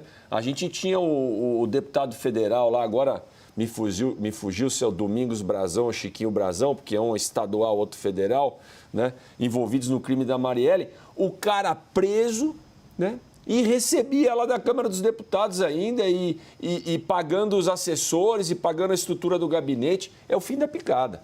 Portanto, espero que exista o fim do pagamento dos benefícios para os condenados e que isso enseje, como a professora Soraya falou, algumas mudanças, algumas que revisitem, né, professora, algumas leis e como se toca o negócio aqui no Brasil, para ser mais rápido. Rapaz, foi preso, acabou a pensão na hora. Foi condenado em segunda instância, acabou na hora. Professora Soraya? Então, Leandro, também vou na mesma linha do Poit e de uma forma muito rápida. Essa medida, ela não só atende à questão do arcabouço fiscal, enfim, e todas essas discussões que são extremamente importantes em função das necessidades que se tem de manutenção e até de incremento de políticas públicas que precisam, sim, de recursos, mas, por outro lado, também porque é uma medida republicana de não manutenção de privilégios como esse, que não se justificam de forma alguma, e aqui eu vou fazer um comentário absolutamente rápido, e com isso eu concluo, assim como em outras searas que não estão diretamente relacionadas ao Poder Executivo, na esfera do Poder Executivo, mas também no âmbito do Judiciário, porque nós também temos lá no âmbito do Judiciário aquelas possibilidades de manutenção de rendimentos para magistrados que são afastados das suas funções em função do descumprimento das suas funções, que é a chamada aposentadoria compulsória. Então, situações como essa, de pessoas que violam a lei, que cometem crimes, e que de qualquer forma dão ensejo para que sejam afastadas do serviço público, não são situações que devem ser premiadas com rendimentos que, ao final das contas, são pagos por todos e todas nós. Então, responde essa primeira questão a respeito do Ministério da Fazenda e essa discussão com a defesa ao arcabouço fiscal, mas também responde ao que a gente precisa avançar em termos republicanos, não só aí, mas em outras áreas também. Obrigado pela opinião. Daqui a pouco a gente volta. Eu vou à Argentina e volto já com os senhores. Pode ser? Aliás, deixe-me voltar aqui à bancada rapidamente, porque a Juliana tem apuração. É isso, Juliana? É isso, na verdade, uma visão sobre esse ponto, né? Porque acaba que o Ministério da Fazenda, Leandro, encara uma discussão que estava sendo muito difícil de ser encarada, pelo menos ali no Congresso Nacional. A gente que acompanhou, e eu fiz essa cobertura ali de perto da reforma da Previdência, viu como agiram os militares. Nós estávamos falando de uma outra gestão em que esse assunto sobre a questão da aposentadoria militar foi colocado quase que aquém do texto da reforma. Eles foram, de certa forma, fizeram ali uma pressão e, por conta de vários motivos, né, de questões específicas, mas de vários motivos relacionados ao governo anterior, acabaram sendo protegidos da reforma mais dura da Previdência. Então, o governo Lula acaba encarando essa que é uma discussão que é muito sensível. Eu digo sensível porque no governo atual tem uma relação sendo construída com os militares. Conversei com alguns generais aí nos últimos dias para entender o que eles estavam sentindo disso. E eles afirmam que é uma medida, um corte que pode ser visto pela população até como positivo, porque ajustes precisam ser feitos. Alguns acreditam que sim, esse sistema precisa ser revisto de alguma forma, mas entendem que não pode haver cortes no Ministério da Defesa de uma maneira ampla, para que a defesa não seja atingida na comparação com outras pastas. E isso é o que vai ser mais questionado. Vamos entender o que vai ser feito exatamente, como esse desenho vai ser feito, mas diz muito respeito também a uma relação construída entre militares e governo Lula nessa semana que é muito sensível, de uma operação, inclusive, contra militares que articulavam ali um plano de golpe na gestão anterior. Agora, Vitor conversou com algumas fontes das Forças Armadas que não viram com bons olhos essas medidas do governo federal, né, Vitor? Leandro, essa resistência, na verdade, ela foi sendo quebrada pelas articulações do ministro da Fazenda, Fernando Haddad, que demonstrou, portanto, a necessidade de que esse ministério entrasse no rol ali de alvos desse pacote de corte de gastos. E vale a gente explicar o porquê. O Ministério da Defesa é o quinto maior, representa o quinto maior orçamento entre os ministérios da esplanada. Portanto, a maior parte desses gastos, inclusive, não envolve ali uma questão administrativa ou de política pública, envolve gastos com o pessoal, seja da ativa, seja da reserva, né, de militares da reserva, pagamento de pensões e aposentadorias. Na verdade, o equivalente à aposentadoria dos militares que já estão na reserva e essas pensões pagas tanto a eles quanto a familiares. Mas esse déficit previdenciário de membros das Forças Armadas já representa quase 50 bilhões de reais anualmente, ou seja, é um gasto muito significativo e a maior parte desses gastos envolve, de fato, esse gasto com o pessoal e seria, portanto, uma possibilidade de que o governo Lula conseguisse rever e revisar um contingente significativo ali de gastos. O pacote no total, né, que envolve não só o Ministério da Defesa, mas os demais ministérios, envolve, portanto, a perspectiva de uma revisão de gastos da ordem de 70 bilhões de reais, isso para 2025 e para 2026, Leandro. Ok. Eu vou à Argentina agora porque representantes argentinos foram barrados na COP29 após terem as credenciais retiradas. Cerca de 30 pessoas não puderam entrar no evento depois que o governo de Javier Milei decidiu suspender a participação. A nossa correspondente, a Luciana Tadeu, tem os detalhes direto da capital argentina. Boa noite, Luciana. Oi, Leandro, boa noite para você e para todos que nos acompanham. Foram cerca de 30 representantes da sociedade civil argentina que acompanhavam justamente a delegação argentina nessas discussões da COP29, a Conferência do Clima da ONU no Azerbaijão.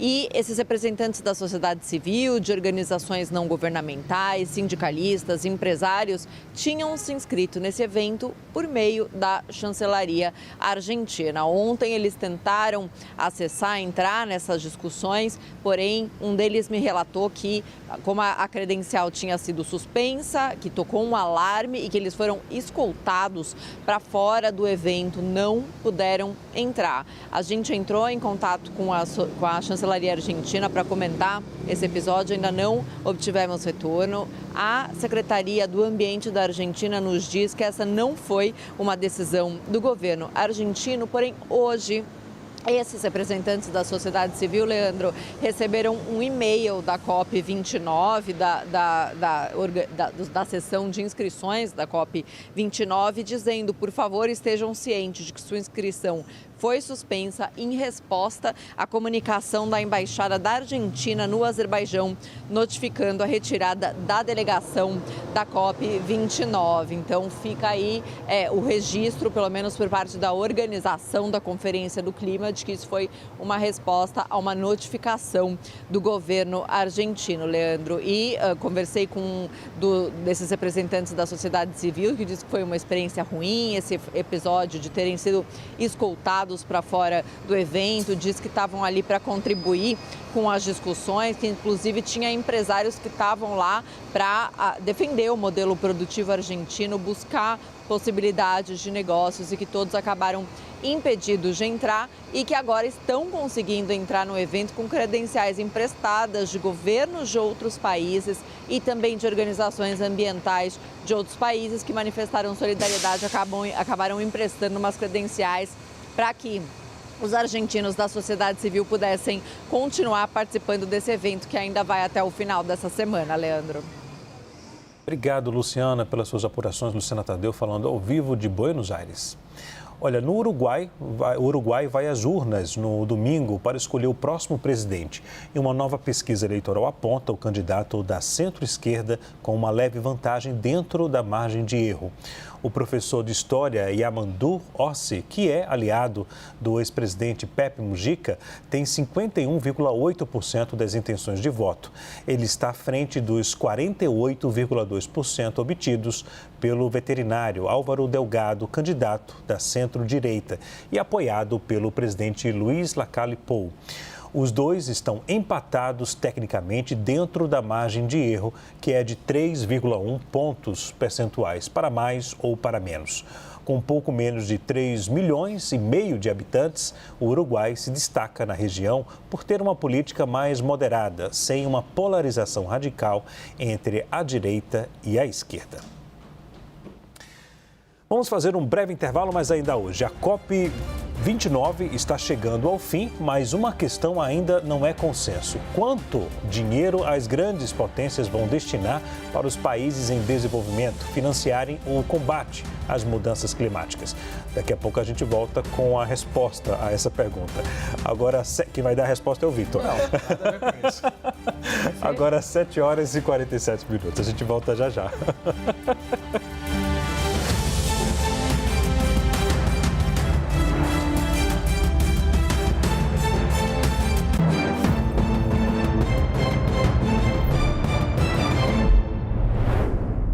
7h52, a gente está de volta com o último bloco do CNN Arena. Olha, a gente volta a falar da COP29.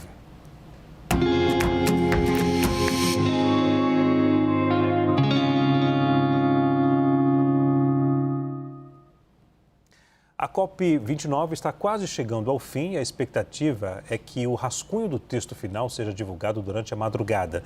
Mas uma questão ainda não é consenso entre os países. Quanto dinheiro as grandes potências vão destinar para os países em desenvolvimento financiarem o combate às mudanças climáticas? O nosso enviado especial ao Azerbaijão, Renan Fiuza, tem a resposta. Vamos ver. Estamos chegando quase ao fim aqui da COP29, que termina na próxima sexta-feira, mas as discussões continuam e o texto final anda com muita dificuldade de sair. As negociações aqui, conversando com muita gente, caminhando pelos corredores da COP29, dizem a mesma frase: anda tudo muito travado. Trago aqui para vocês algumas apurações do porquê ou então quais são os pontos mais difíceis e sensíveis dessa negociação.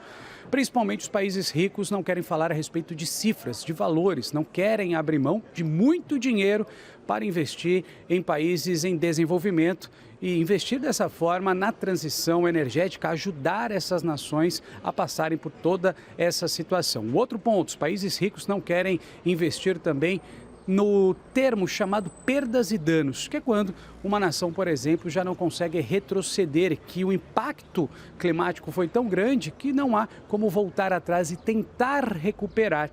Por isso que os países ricos não querem falar a respeito de perdas e danos. E, por fim, os países, as principais potências mundiais, eles querem que outros países também entrem na soma dessa conta final, como, por exemplo, a China, que é um dos países que mais polui no mundo, apesar de ser um país considerado em desenvolvimento.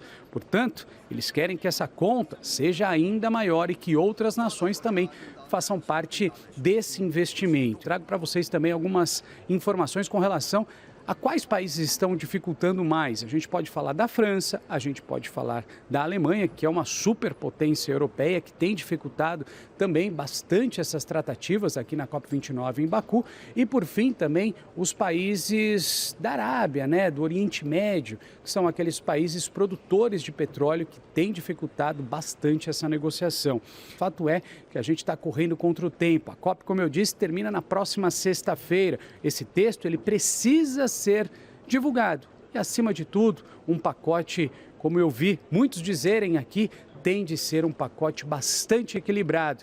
Olhando para o Brasil, esse pacote ele precisa ser aprovado, equilibrado e divulgado, uma vez que a gente tem a COP30 batendo na porta. Acontece o ano que vem em Belém, no Pará, ou seja, aí no Brasil. E essa discussão, ela precisa ter começado aqui. Não pode deixar tudo para o Brasil, senão aumenta ainda mais a responsabilidade do país. De Baku, no Azerbaijão, Renan Fiuza. Deixa-me fazer uma pergunta agora aos dois aqui, a Juliana e também ao Vitor. Qual foi o último livro que vocês conseguiram ler? Ou vocês estão lendo, Vitor? Estou lendo Ditadura Envergonhada, o primeiro de uma série de 5 livros do nosso colega Hélio Gaspari. Subiu uma bucha, né, Leandro? Porque depois do primeiro, estou lendo. Aí tem que ler os outros 4 depois, né? Juliana? Você sabe que eu fui para a cobertura ali das eleições americanas e fui rever livros da biografia de Michelle Obama e de Barack Obama, que contam a história da Casa Branca, dos bastidores, que é bem interessante. Eu gosto sempre de separar os livros de acordo com o momento. Eu gosto muito de biografia, mas romance é bom também. Mas às vezes, assim, algumas histórias que relaxam um pouco. Dependendo do momento, eu consigo ler até 2 ou até 3. Porque a gente lê muito como jornalista, né? O pessoal está falando que eu vou estourar o jornal, mas antes, não. Antes eu tenho que ir a Salvador, porque a gente termina o Arena de hoje falando de leitura, mas as notícias não são tão boas. Uma pesquisa realizada pelo Instituto ProLivro revela que o hábito de ler está em queda no Brasil. 53% dos entrevistados disseram não ter lido nem mesmo parte de algum livro neste ano. A nossa repórter Camila Tícia tem os detalhes da pesquisa. É ao vivo, né? É ao vivo. Camila, qual o livro que você está lendo ou leu? Boa noite. Oi, Leandro. Muito boa noite a você e a todos. O último livro foi Eu Me Lembro, né, de Selton Mello. É uma biografia contada por ele mesmo. Ele responde aí 40 entrevistas e é um livro bastante interessante, até porque eu sou muito fã dele.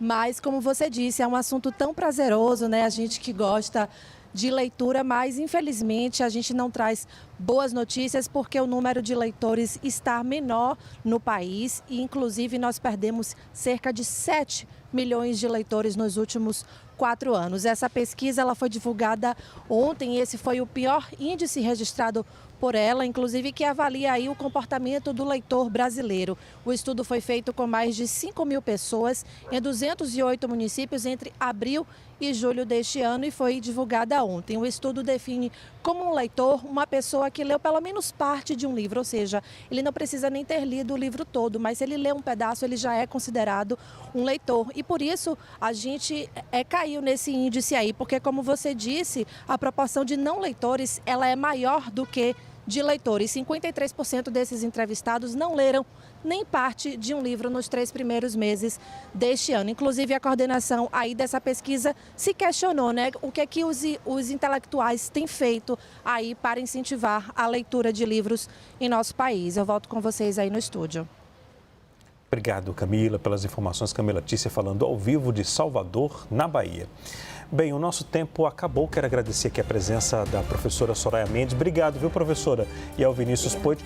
Estão lendo algum livro? A professora não. A professora sempre lê livro que eu vejo, que ela publica nas redes sociais. Não é, professora? Leandro, eu tento fugir um pouco dos livros técnicos, né? Então, Clarice, por exemplo, me acompanha bastante. Perto do Coração Selvagem, está lá do lado da minha cabeceira. Bacana, boa escolha também. Eu também tento, às vezes, esquecer um pouco. Eu adoro gramática, mas agora eu estou lendo um livro chamado A Volta, que é um romance, história real, muito bacana. Poit, cadê o áudio do Poit? Poit, eu não te escuto. Oh. Eu estou sem o áudio do Poit. Querido, valeu, viu? Até a próxima. Obrigado pela presença.